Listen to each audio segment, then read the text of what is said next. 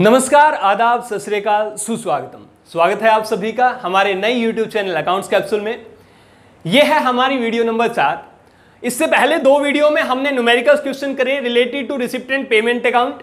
आज हम numerical question ही करेंगे, लेकिन वो इनकम एंड एक्सपेंडिचर अकाउंट से रिलेटेड होंगे। उससे पहले मैं आपको एक जरूरी इंफॉर्मेशन दे देता हूं कि ये जितने भी क्वेश्चन यहां पर कराए जा रहे हैं, इन सभी की पीडीएफ आपको हमारे टेलीग्राम चैनल से मिल जाएगी। और टेलीग्राम चैनल का जो लिंक है वो हमने डिस्क्रिप्शन बॉक्स में डाल दिया है। आप वहां जाकर के हमारे टेलीग्राम चैनल को ज्वाइन कर सकते हैं और आप वहां से पीडीएफ अपनी ले सकते हैं। अब आज की अगर मैं बात करूं तो हम इनकम एंड एक्सपेंडिचर अकाउंट पढ़ने वाले हैं, और इनकम एंड एक्सपेंडिचर अकाउंट में भी हम मेनली सब्सक्रिप्शन के ऊपर आज फोकस करेंगे। सब्सक्रिप्शन के केवल 8 केसेस जो हैं वो हम पढ़ेंगे, और इन 8 केसेस, इन 8 अलग अलग केसेस से आपके सारे डाउट जो हैं वो क्लियर हो जाएंगे। हो सकता है आज वीडियो थोड़ी सी लंबी चली जाए, आप पेशेंस रखिएगा, क्योंकि आज आप सब्सक्रिप्शन को बिल्कुल आसानी से पूरा कर लेंगे। आपको कभी भी सब्सक्रिप्शन में कोई भी प्रॉब्लम नहीं आएगी। आज हम बात कर रहे हैं इनकम एंड एक्सपेंडिचर अकाउंट की, और आप लोगों को बहुत अच्छे तरीके से पता है कि इनकम एंड एक्सपेंडिचर अकाउंट बिल्कुल प्रॉफिट एंड लॉस अकाउंट की तरीके से बनाया जाता है, जिसके डेबिट में एक्सपेंसेस लिखे जाते हैं, यहां पर एक्सपेंसेस लिखे जाते हैं, और क्रेडिट में इनकम लिखी जाती है। अब अगर मैं बात करूं तो एक्सपेंसेस जो लिखे जाते हैं और इनकम जो लिखी जाती है वो केवल इसी साल की होनी चाहिए। मतलब एक्सपेंसेस भी इसी साल के होने चाहिए और इनकम भी इसी साल के होने चाहिए। अगर आपको कोई इनकम मिल रही है, मान लिया आपको 20 लाख रुपए मिल रहे हैं, और वो कहता है कि भैया इसमें कुछ पैसे जो हैं वो आपके पिछले साल के बकाया जो थे वो भी हैं, तो आप मान लो 20 लाख रुपए में वो कहता है 5 लाख रुपए जो हैं वो पिछले साल के बकाया जो थे वो भी हैं, जो मैंने इस साल पे करे हैं। तो अब की बार आपने इस साल की कितनी अमाउंट लिखनी है? सर, इस साल की जो इनकम आप लिखोगे वो केवल 15 लाख रुपए लिखोगे। यहां तक आपको मेरी बात समझ आ रही होगी। अब इसके अलावा भी एक और हो सकता है, मैं यहां लिख देता हूं, आपको बहुत अच्छे से समझ आएगा। हमने इस साल का जो पे कर दिया प्लस इस साल का जो नहीं पे करा है, इस साल का जो पे नहीं किया है, हम दोनों ही एक्सपेंसेस लिखेंगे। जितना हमने पे कर दिया इसी साल का, और जितना नहीं पे करा है इसी साल का, सर दोनों को लिख देंगे तो वो हमारा इनकम एंड एक्सपेंडिचर अकाउंट में इनकम साइड में लिखा गया। अब मैं बात करूं इनकम की, तो इनकम कौन सी लिखनी है? तो सर इनकम इसी साल की होनी चाहिए, कोई फर्क नहीं पड़ता वो आपने पे करी है या नहीं करी है। मतलब आप इस साल की इनकम लिखेंगे, इस साल की जो इनकम मिल चुकी, इस साल की जो मिल चुकी, ये तो आपकी इनकम हुई। अच्छा, जो इस साल की है लेकिन नहीं मिली है, क्या वो इस साल की इनकम नहीं है? सर वो भी इनकम है, तो मैं उसको भी लिखूंगा। तो प्लस मैं इसको लिख देता हूं, इस साल की जो नहीं मिली, जो इनकम इस साल की नहीं मिली है वो भी हम इनकम एंड एक्सपेंडिचर अकाउंट में लिखेंगे। यहां तक मेरी बात आपको समझ आ गई होगी। मतलब यहां हमने इनकम दिखानी और एक्सपेंसेस दिखाने, और इनमें यह बात का ध्यान रखना है कि वो इस साल की होनी चाहिए, और चाहे वो मिली हो चाहे ना मिली हो, एक्सपेंसेस हमने पे कर दिए हैं नहीं पे कर दिए इस बात का ध्यान नहीं रखना। मतलब हमने टोटल लिखनी है, जो मिल चुकी है वो भी लिखेंगे, जो इस साल की नहीं मिली है वो भी लिखेंगे। यहां तक आपको मेरी बात समझ आ गई होगी। अब मैं एक एग्जांपल लेता हूं। देखिए, आपने 20 लाख रुपए किसी से लिए एक साल में, तो वो बंदा आकर के कहता है, वो आदमी आकर के कहता है, वो पर्सन आकर के कहता है कि इस 20 लाख रुपए में आपके इस साल के जो हैं वो केवल 15 लाख रुपए हैं, 5 लाख रुपए जो हैं वो पिछले साल के हैं। तो मैं यहां पर केवल 15 लाख लिखूंगा, मैं 20 लाख रुपए नहीं लिखूंगा, क्योंकि 5 लाख रुपए जो थे वो पिछले साल से रिलेटेड थे। अब आगे और इससे एग्जाम्पल को मैं थोड़ा सा और आगे बढ़ाता हूं। तो एक आदमी आपके पास आया, वो कहता है ये लो जी 20 लाख रुपए, इसमें 5 लाख रुपए तो पिछले साल से रिलेटेड है, क्योंकि मैंने पिछले साल पे नहीं करे थे, मैं इस साल पे कर रहा हूं उनको। तो आपने उनको घटा दिया होगा, तो आप सोचेंगे यहां मैं 15 लाख लिख दूं, लेकिन उससे पहले ही वो आदमी आपको कहता है कि सर इसमें 3 लाख रुपए अगले साल से रिलेटेड हैं। तो इस साल के कितने हुए, अगले साल से रिलेटेड है, मतलब अगले साल के लिए उसने एडवांस दे दिया। तो इस साल के लिए कितने हुए सर, 20 लाख जो थे, 20 लाख में से 5 लाख तो पिछले साल के थे। तो हमने ये माना था कि 15 लाख होंगे, लेकिन 15 लाख में से भी उसने बोल दिया कि 3 लाख तो एडवांस के हैं। तो हमारे दिमाग में एक चीज ये समझ आ गई कि अब के साल के जो हैं वो केवल 12 लाख रुपए हैं, और इनकम एंड एक्सपेंडिचर अकाउंट की इनकम में हम कितने लिखेंगे सर, केवल 12 लाख रुपए लिखेंगे। अब हम न्यूमेरिकल्स क्वेश्चन की ओर चलते हैं, और हमारा जो पहला क्वेश्चन है वो आपको स्क्रीन पर नजर आ रहा होगा। आप समझिए सबसे पहले क्या लिखा है। Receipt and payment account of royal club disclosed that it has received ₹1 lakh by way of subscription during the year ended on 31 March 2016। सबसे पहले आपने क्वेश्चन में यह देखना है कि हमारा करंट ईयर कौन सा है, और यहां से हमें करंट ईयर जो पता चल रहा है वो पता चल रहा है 31 मार्च 2016। 31 मार्च 2016 का हमारा करंट ईयर है, और ये कह रहा है कि उस साल आपको टोटल कितने रुपए मिले, उस साल आपको टोटल 1 लाख रुपए मिले ड्यूरिंग द ईयर, मतलब उस साल के दौरान टोटल आपको कितने मिले, 1 लाख रुपए मिले। अब यहां पर जो ड्यूरिंग द ईयर मैंने येलो कलर से आपको दिखाए हुए हैं, फॉन्ट शो करे हुए हैं, ड्यूरिंग द ईयर का कोई मीनिंग होगा, इसलिए मैंने ऐसा करा है। तो समझिए ड्यूरिंग द ईयर का मतलब उस साल के दौरान, मतलब उस साल के दौरान आपको उस साल, केवल उस साल के वो पैसे नहीं हैं, बल्कि इसमें हो सकता है पुराने वाले भी शामिल हो, मतलब कुछ पुराना जो बकाया है वो भी वो दे रहा हो सकता है इसमें कुछ एडवांस भी शामिल हो। मेरी बात आप समझ गए। तो ये जो 1 लाख रुपए हैं इनमें ये केवल इस साल के नहीं हैं। अब कुछ एडिशनल इंफॉर्मेशन भी लिखी हुई है। तो एडिशनल इंफॉर्मेशन में कह रहा है सब्सक्रिप्शन आउटस्टैंडिंग एज ऑन 31 मार्च 2015। हमारा जो साल है, हमारा जो करंट ईयर है वो कौन सा है, वो हमारा करंट ईयर है 15-16, जो एंड हो रहा है 31 मार्च 2016 को। तो आप मुझे ये बताइए कि पिछले साल का बकाया कौन सा है। यहां पर जो सब्सक्रिप्शन आउटस्टैंडिंग लिख रहा है एज ऑन 31 मार्च 2015, मतलब यही जो बकाया है ये पिछले साल का बकाया है। तो जब मैं 1 लाख रुपए को इनकम एंड एक्सपेंडिचर में लिखना चाह रहा था, तो मेरी नजर पड़ी इन 10,000 रुपए पर कि भैया ये वाले तो वो रुपए बकाया थे जो पिछले साल नहीं दिए थे। तो अब एक चीज और समझनी है, वो क्या कि अगर किसी ने पहले वाले बकाया नहीं दिए हैं और वो आपको अब पैसे दे रहा है और वो कहता है ये लो जी पैसे, तो चुपचाप ये समझ लेना कि ये जो पैसे हैं इनमें पहले उसने बकाया पूरा करा होगा। अरे जब भी आपके पास कोई पैसे देने आता है तो आप सबसे पहले उससे पिछला बकाया लेते हो या इस साल का मान लोगे पूरा अमाउंट?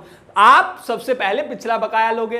तो आपको एक चीज सबसे पहले समझ आ गई, मैं यहां पर लिख देता हूं। अगर यहां ये देखिए आगे कह रहा है show the subscription will appear in income and expenditure account for the year ending 31st March 2016 and in balance sheet as on that date। तो सबसे पहले मैं इनकम एंड एक्सपेंडिचर अकाउंट में आपको बता दूं, आपको बहुत अच्छे से पता भी है इनकम एंड एक्सपेंडिचर अकाउंट, और हमने ये बनाना है for the year ending on, for the year ending on, current year लिख देंगे ending on 31 March. Current year कब खत्म हो रहा है? 2016 को। मैं यहां लिख रहा हूं इनकम एंड एक्सपेंडिचर साइड बना रहा हूं, तो आप लोगों ने बड़े ध्यान से इस चीज को समझना है। और अगर आपने इन चीजों को बड़े ध्यान से समझ लिया तो आपको सब्सक्रिप्शन वाले टॉपिक में कभी भी कोई भी प्रॉब्लम नहीं आएगी। सबसे पहले आपने लिखना है जितना भी सब्सक्रिप्शन आपको इस साल के दौरान मिला, तो सबसे पहले ये सब्सक्रिप्शन आपने यहां लिख लेना है बाय सब्सक्रिप्शन। कितने रुपए मिल रहा है सर? 1 लाख रुपए मिल रहा है। मैं अंदर लिखूंगा, क्यों? क्योंकि इससे रिलेटेड अभी एडजस्टमेंट होनी बाकी है। तो 1 लाख रुपए में आपने ये देखा कि 10,000 रुपए जो है वो पिछले साल के हैं, तो आप घटाओगे नहीं घटाओगे? सर घटाएंगे।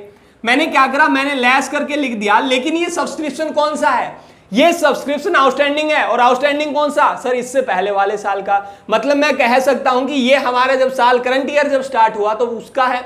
तो मैं यहां लिख देता हूं outstanding previous year, outstanding previous year, या मैं इसको लिख देता हूं आउटस्टैंडिंग बिगिनिंग। कोई प्रॉब्लम नहीं है सर, आपको कॉन्सेप्ट अच्छे से समझ आ गया। पिछले साल वाला जो बकाया था वो इस साल के जो आपको पैसे मिले हैं उसमें से आपने घटा देना है। कितने रुपए सर? 10,000 रुपए आपने घटा दिए, 10,000 रुपए घटा दिए। अब इसके बाद यहां बच गए कितने सर? 1,00,000 में से 10,000 चले गए, आपके पास में अभी 90,000 रुपए बचे हुए हैं। लेकिन आगे भी कुछ उसने एडजस्टमेंट दे दी। वो ये कहता है subscription received in advance, subscription advance भी रिसीव हुआ है। और वो कब रिसीव हुआ है? वो कह रहा है जी 31 मार्च 2016 को हमने देखा तो हमने ये पाया कि अब के साल कुछ हमें एडवांस भी मिला है, जो कितना है 40,000 रुपए है। इसका मतलब जो आपको 90,000 रुपए मिले हैं, इनमें 40,000 तो अगले साल से रिलेटेड है, क्योंकि ये इस करंट ईयर के एडवांस है। ध्यान से देखिए, लिखा हुआ है subscription received in advance as on 31 March 2016, 31 March 2016, मतलब मेरे करंट ईयर में, उस करंट ईयर के दौरान आपको कोई एडवांस मिला होगा, वो 40,000 रुपए था। तो इस 90,000 रुपए में ये भी मैं घटा दूंगा, क्योंकि ये इस साल के नहीं है, ये अगले साल वाले पैसे हैं। तो मैंने ये भी घटा दिए, यहां से मैंने ये घटा दिए, तो क्या होगा? ये होगा subscription advance, subscription advance, advance कौन सा है सर? एंडिंग वाला, इस साल के एंड में। तो मैं ये लिख दूंगा ये एंडिंग वाला है, कोई प्रॉब्लम नहीं हो रही होगी। Subscription received in advance ending वाला। और कितने रुपए है सर? 40,000 रुपए घटा दो, 40,000 रुपए घटा दिए। अब मेरे पास कितने रुपए बचे हुए हैं? 50,000। अब यहां समझने वाली जो चीज है वो ये है, मैंने जब आपको मैं यहां लिख रहा था जो इस साल का मिला, तो ये वो वाला अमाउंट है जो इस साल का आपको मिल चुका है, जो इस साल का आपको मिल चुका है। लेकिन अब एक और चीज रह गई, वो क्या है? ऐसा भी तो हो सकता है कि इस साल का आपको अमाउंट पिछले साल ही कुछ मिल गया हो। मेरी बात आप समझिए, इस साल का आपको अमाउंट पिछले साल ही कुछ मिल गया हो। जैसे इस साल में आपको कुछ एडवांस मिला अगले साल के लिए, तो आपको ऐसा भी हो सकता है कि पिछले साल ही कोई एडवांस आपको मिल गया हो इस साल के लिए। हमने जो एडवांस था वो अब की बार नहीं जोड़ा, हमने क्या कर दिया? वो घटा दिया। तो ऐसा ही पिछले साल भी हुआ होगा, उन्होंने अपने उस साल की इनकम में उनको नहीं जोड़ के दिखाया होगा। तो अब क्या हुआ?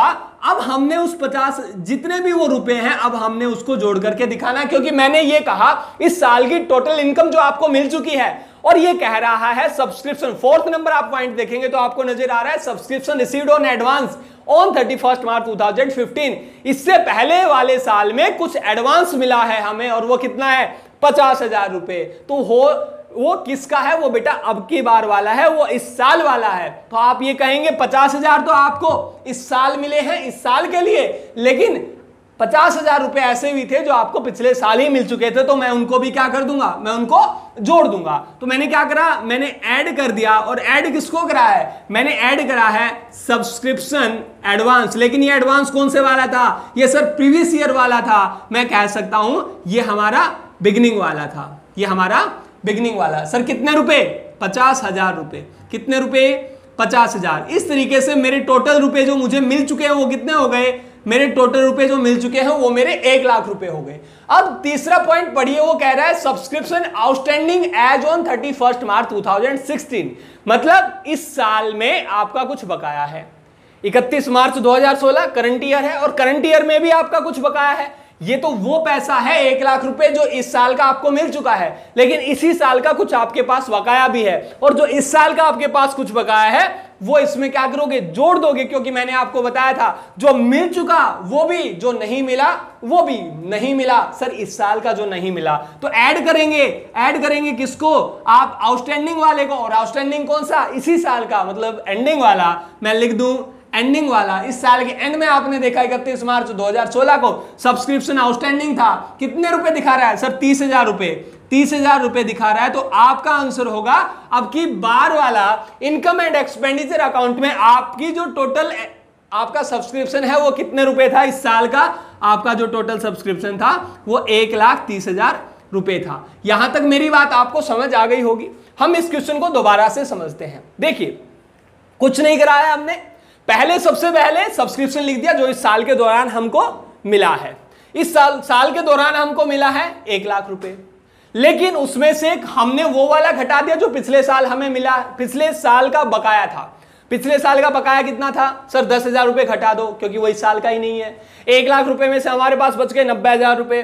90,000 रुपए में से हमने 40,000 वो घटा दिए जो रिसीव्ड इन एडवांस है, मतलब अगले साल के लिए मिले हैं। इस साल कि एंड में पता चलेगा आपको 31 मार्च 2016 को आपको जो आपको ट्रांजेक्शन लिखी हुई है, subscription received in advance as on 31 March 2016 40,000 रुपए, ये 40,000 रुपए आपके एडवांस वाले थे, आपने इनको भी क्या कर दिया, घटा दिया। इसका मतलब आपको 1 लाख रुपए में से 50,000 रुपए इस साल आपको मिले हैं, वो इसी साल के हैं। लेकिन कुछ पैसा आपको पिछले साल भी मिल गया होगा, कुछ पैसा आपको एडवांस में पिछले साल भी मिल गया होगा, उसे भी क्या कर दोगे, जोड़ दोगे, क्योंकि मैंने तो वो लिखना है जो इस साल का है और मुझे मिला है, चाहे इस साल मिला चाहे पिछले साल मिला, लेकिन है इस साल का, तो मैंने लिख दिया 50,000 तो इस साल मिले हैं और 50,000 पिछले साल मिले थे, इसी साल के थे वो, तो मैंने क्या करा, 50 और 50 जोड़ दिया, कितने रुपए, 1 लाख रुपए मेरे क्या हो गए सर, 1 लाख रुपए मेरे वो हैं जो सब्सक्रिप्शन का अमाउंट मुझे मिल चुका है। लेकिन अब मैं बात करूं ये वाला, तो ये क्या है, ये वो वाला अमाउंट है सर जो नहीं मिला है इसी साल का, नहीं मिला है,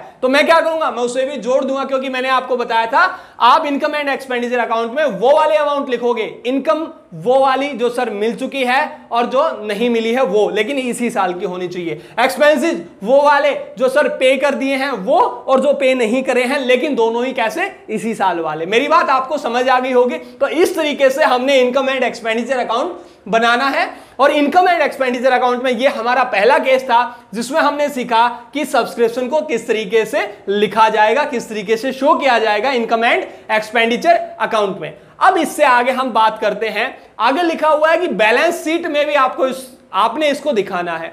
तो बैलेंस शीट में किस तरीके से दिखाओगे, देखिए मैं यहीं पर बैलेंस शीट बना देता हूं। बैलेंस शीट मैंने बनाई,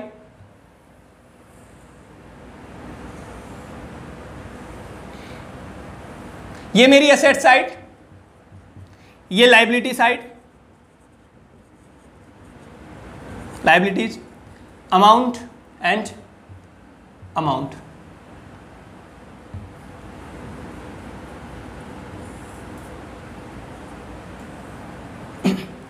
ये बैलेंस शीट है। तो सबसे पहले मुझे एक बात बताइए, आपको बैलेंस शीट जो दे रखे हैं वो दे रखे हैं पिछले साल वाले भी और अब साल वाले भी, तो आप दोनों बैलेंस शीट बनाओगे या नहीं बनाओगे? सर पिछले साल की भी बैलेंस शीट बनाओगे और अब के साल की बैलेंस शीट बनाओगे। हालांकि जो क्वेश्चन है उसमें कह रखा है कि इसी डेट वाली बैलेंस शीट बनानी, लेकिन मैं आपको पिछले साल वाली भी बना के दिखाऊंगा और अब के साल वाली भी। तो आप समझिए जो पिछले साल से रिलेटेड आइटम जो डेटा था वो आप पिछले साल की बैलेंस शीट में लिखेंगे, और जो इस साल से करंट ईयर से रिलेटेड जो डेटा है वो आप इस साल की बैलेंस शीट में लिखेंगे। तो सबसे पहले मैं जो बैलेंस शीट बना रहा हूं ये हमारी बैलेंस शीट है एज ऑन 31 मार्च 2015 वाली बना रहा हूं, क्योंकि करंट ईयर मेरा कौन सा है, करंट ईयर मेरा 31 मार्च 2016 को एंड हो रहा है। तो मैंने क्या करा, मैंने सबसे पहले ओपनिंग वाली बैलेंस शीट बनाई, मतलब मेरा जो करंट ईयर है उससे पहले वाले साल वाली। और उसमें देखो सबसे पहले आपको एडिशनल इंफॉर्मेशन में क्या लिखा हुआ है, सब्सक्रिप्शन आउटस्टैंडिंग। सब्सक्रिप्शन आउटस्टैंडिंग मतलब ये बकाया है, और कब का है, 31 मार्च 2015 को। तो 31 मार्च 2015 को मेरा कुछ बकाया था। अब एक बात बताओ, ये इनकम बकाया है या एक्सपेंसेस बकाया है? ये सर आपका कोई रेंट है जो आपने पे करना था वो नहीं पे करा है तो आपकी होती लायबिलिटी। ये कोई रेंट होता जो आपने पे करना था नहीं पे करा है तो ये होता आपकी लायबिलिटी। लेकिन ये तो सब्सक्रिप्शन आउटस्टैंडिंग है और ये सब्सक्रिप्शन हमारी इनकम होती है, मतलब इनकम हमें मिलनी थी लेकिन नहीं मिली है। तो आप इसे लायबिलिटी में लिखोगे या एसेट्स में? तो आपका जवाब होगा हम इसे एसेट्स में लिखेंगे। क्यों? क्योंकि ये हमारी इनकम है और वो वाली इनकम है जो हमें मिलनी थी लेकिन अभी तक नहीं मिली है। तो मैं लिख दूंगा आउटस्टैंडिंग सब्सक्रिप्शन। और आउटस्टैंडिंग सब्सक्रिप्शन के कितने रुपए लिखूंगा? सर ये बैलेंस शीट कब बनाई जा रही है? 31 मार्च 2015 को बनाई जा रही है। कितने रुपए लिखूंगा आउटस्टैंडिंग सब्सक्रिप्शन के जो 31 मार्च 2015 को थे? कितने सर? 10,000 रुपए। मेरी बात आ गई समझ? 10,000 रुपए। अब इसके बाद मैं इसी साल से रिलेटेड आइटम ढूंढूंगा। तो 31 मार्च 2016 को देखो कौन सी आइटम, 2015 को ही और कौन सी आइटम लिखी हुई है। आपने देखा point number 4, additional information number 4 जो लिखा हुआ है सब्सक्रिप्शन रिसीव्ड ऑन एडवांस, जो हमें पहले ही मिल चुका है। अच्छा, जो आपको पहले ही इनकम मिल चुकी है वो आपकी लायबिलिटी है या असेट्स है? ये तो सर आपकी लायबिलिटी है क्योंकि आपने अभी तक उसके लिए ड्यू नहीं हुआ है और आपको वो पहले ही मिल चुकी है। इसका मतलब वो आपके लिए लायबिलिटी है। तो मैं लायबिलिटी को इस साइड लिखूं या इस साइड लिखूं? तो सर मैं लायबिलिटी को लिखूंगा इस साइड। और कितने रुपए लिखूंगा? सर 50,000। ये लिख दूंगा, किस नाम से लिखूंगा? तो मैं लिख दूंगा subscription received in advance. Subscription received in advance. कितने रुपए? सर 50,000 रुपए। कितने रुपए लिख दूंगा? 50,000। यहां ये मेरा था बैलेंस शीट कौन से वाली, पहले साल वाली। ये आपको आपसे आगे पूछी जाएगी। लेकिन अब मैं इस साल वाली अगर बैलेंस शीट बनाऊं तो बिल्कुल हुबहू इसी तरीके से बनेगी। आपको जो डेटा इस साल वाला नजर आ रहा है वो कौन कौन सा है, पॉइंट नंबर 2 और पॉइंट नंबर 3 पढ़िए। सब्सक्रिप्शन रिसीव्ड इन एडवांस, और मैंने आपको बताया था 31 मार्च 2016 को अब मैं बैलेंस शीट बनाने जा रहा हूं। ये हमारी बैलेंस शीट बन रही है, balance sheet as on 31 March 2016 को हम बना रहे हैं। सेम इसी तरीके से हम बनाएंगे। तो यहां पर मैं लायबिलिटी लिखूंगा और यहां पर मैं एसेट्स लिखूंगा। और 31 मार्च 2016 को हमारी एसेट्स क्या थी, सब्सक्रिप्शन आउटस्टैंडिंग वाला जो था, मतलब जो हमने मिलना था नहीं मिला है, वो हमारी एसेट्स है। तो 31 मार्च 2016 को आउटस्टैंडिंग सब्सक्रिप्शन जो था मेरा वो कितने रुपए था, वो सर 30,000 रुपए था। तो मैंने 30,000 रुपए यहां पे लिख दिए। अब 31 मार्च 2016 को आपको एक और आइटम नजर आ रही है, वो क्या है, सब्सक्रिप्शन रिसीव्ड इन एडवांस, और वो कहां आएगा, वो लायबिलिटी में आएगा। तो मैं यहां लिख दूंगा सब्सक्रिप्शन रिसीव्ड इन एडवांस, कितने रुपए सर, 40,000 रुपीज। तो हमने जो भी 4 एडजस्टमेंट यहां पर करी थी, उन्हीं चारों एडजस्टमेंट को हमने बैलेंस शीट में भी दिखा दिया। 4 एडजस्टमेंट थी जो आपको एडिशनल इंफॉर्मेशन के रूप में लिखी हुई थी, आपने इन्हीं का ध्यान रखना है। अब हम बात करने जा रहे हैं हमारे सेकंड वाले क्वेश्चन पर। आज का जो हमारा सेकंड क्वेश्चन है, हमने 6 क्वेश्चन पिछले रिसिप्ट एंड पेमेंट अकाउंट के पढ़े थे। 7वां जो क्वेश्चन है ये इनकम एंड एक्सपेंडिचर अकाउंट में सब्सक्रिप्शन से रिलेटेड है। अब हम अपने क्वेश्चन नंबर 8 के बारे में जिक्र करने जा रहे हैं, और क्वेश्चन नंबर 8 आपको स्क्रीन पर नजर आ रहा है। एक बार ध्यान से पढ़िए कि क्वेश्चन नंबर 7 में और 8 में क्या डिफरेंस है। आप देखिए थोड़ा सा डिफरेंस जो आपको नजर आएगा, और वो ही क्वेश्चन को बिल्कुल बदल देता है। आपका केस नंबर 2 सब्सक्रिप्शन का केस नंबर 2 आपके सामने है, मतलब क्वेश्चन नंबर 8 आप पढ़ लीजिए। यह है सब्सक्रिप्शन का केस नंबर 2, जिसमें आपको नजर आ रहा है receipt and payment account royal club का बिल्कुल सेम वही क्वेश्चन नजर आपको आ रहा होगा। Disclose that it has received rupees 1 lakh by way of subscription, 1 lakh रुपए सब्सक्रिप्शन के रूप में मिले। आगे कह रहा है for the year ended on 31 March 2016, 31 March 2016 को खत्म होने वाले साल के लिए वो कह रहा है रिसिप्ट एंड पेमेंट अकाउंट में उसके दिखाए गए हैं, इस साल वाले में 1 लाख रुपए उसको मिले हैं। अब आपने ये ध्यान देना है कि पिछले वाले क्वेश्चन में या पिछले वाले केस में और अब वाले केस में क्या डिफरेंस है। आपने वहां 4 की जगह पर देखा था ड्यूरिंग द ईयर, और मैंने आपको ड्यूरिंग द ईयर में बताया था कि उस साल के दौरान, मतलब उसमें पिछले वाला बकाया भी शामिल हो सकता है, और उसमें इस साल कुछ हमें एडवांस मिला हो अगले साल के लिए, वो भी शामिल हो सकता है। लेकिन यहां जो फॉर द ईयर एंडिंग आपको नजर आ रहा है, इसका मतलब है इस साल के सब्सक्रिप्शन में कोई भी चीज आइटम शामिल नहीं है। तो यहां से हम 2 आइटम जो एडिशनल इंफॉर्मेशन को में आपको नजर आ रही होंगी, उनको हम हटा देंगे, उनको हम नहीं लिखेंगे, उनका कोई ट्रीटमेंट नहीं होगा। मेरी बात आपको समझ आ रही होगी। हम इनकम एंड एक्सपेंडिचर अकाउंट में सबसे पहले लिखेंगे बाय सब्सक्रिप्शन। कितने रुपए मिल रहा है आपको सब्सक्रिप्शन, 1 लाख रुपए। कितने रुपए, 1 लाख रुपए मिल रहा है। लेकिन ये 1 लाख रुपए वो वाले हैं जो इस साल के हैं और आपको मिल गए, इस साल के हैं और आपको मिल गए। इसमें ना तो पिछले साल का कोई बकाया शामिल है और ना ही कोई अगले साल का एडवांस शामिल है। तो क्या मैं सब्सक्रिप्शन आउटस्टैंडिंग एज ऑन 31 मार्च 2015 का जो 10,000 रुपए था पिछले साल वाला, इसमें से घटाऊंगा? सर अब की बार घटाने की जरूरत नहीं है। क्यों? क्योंकि ये 1 लाख रुपए तो मेरे इस साल का ही सब्सक्रिप्शन है, इसमें कोई भी ऐसा अमाउंट शामिल नहीं है जो पिछले साल का हो। यहां तक आएगी बात समझ? अब पहले वाला पॉइंट मेरा क्लियर हो गया। अब सेकंड पॉइंट पे आइए, subscription received in advance as on 31 March 2016। इस साल आपको 40,000 रुपए एडवांस में मिला है, लेकिन ऊपर वो कह रहा है कि 1 लाख रुपए केवल इस साल के हैं। तो आपने पहले ही वो क्या कर रखे हैं, घटा रखे हैं। इसका मतलब आप इस 40,000 रुपए को भी नहीं घटाओगे। मेरी बात आपको समझ आ गई? आप इस 40,000 रुपए को भी नहीं घटाओगे, क्योंकि 1 लाख रुपए उसने पहले ही घटा करके दिखा दिए, उसने पहले ही घटा करके बता दिया आपको कि इस साल का केवल कितना है, 1 लाख रुपए। दोनों की दोनों ट्रांजैक्शन हमने कंप्लीट कर ली। पहले 2 जो आपको पॉइंट लिखे हुए हैं, एडिशनल इंफॉर्मेशन लिखी हुई है, वो हमने बिल्कुल ध्यान नहीं देनी है। अब हम तीसरी इंफॉर्मेशन पर बात करते हैं। तो कह रहा है सब्सक्रिप्शन आउटस्टैंडिंग है, इस साल कितने रुपए? 31 मार्च 2016। अगर इस साल कुछ आउटस्टैंडिंग है तो सीधी बात वो इस साल का ही होगा। कितने रुपए कह रहा है सर? 30,000 रुपए। तो मैं क्या करूंगा, ये तो वो है पैसा जो हमें इस साल का मिल चुका है, और 30,000 रुपए अब वो जो दिखा रहा है तीसरे पॉइंट में, subscription outstanding as on 31 March 2016, ये आपका बकाया है इस साल का। ये पैसा जो मुझे इस साल का मिला वो मैं ऐड कर दूंगा जो मुझे इस साल का मिला नहीं। इस साल का मिला नहीं तो आउटस्टैंडिंग कौन से वाला? एंडिंग वाला। सर कितने रुपए? 30,000 रुपए। 30,000 रुपए जो मुझे इस साल के नहीं मिले।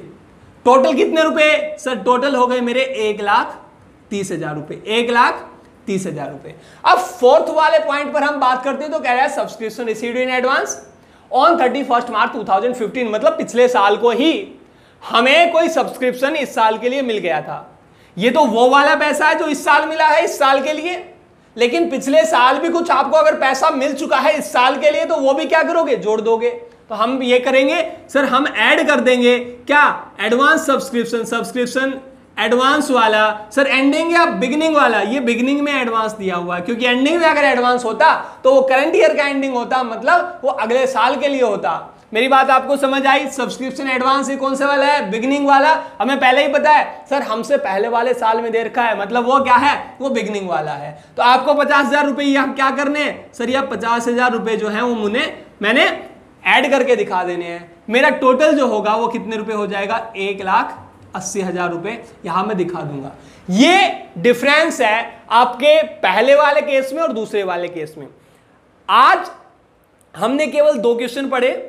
पहले वाला था जिसमें लिखा हुआ था, आपको ये पता चल गया कि ड्यूरिंग द ईयर और फॉर द ईयर एंडेड में क्या फर्क होता है। ड्यूरिंग द ईयर मतलब उस साल के दौरान आपको पिछले वाला भी मिल सकता है, अगले वाला भी मिल सकता है, लेकिन वो कह रहा है सर फॉर द ईयर, वो सब्सक्रिप्शन फॉर द ईयर मतलब इसी साल के लिए है, तो इस साल के लिए तो इसमें क्या पिछले वाला और क्या अगले वाला? कुछ नहीं होगा। इस साल का तो मतलब इस साल का ही है।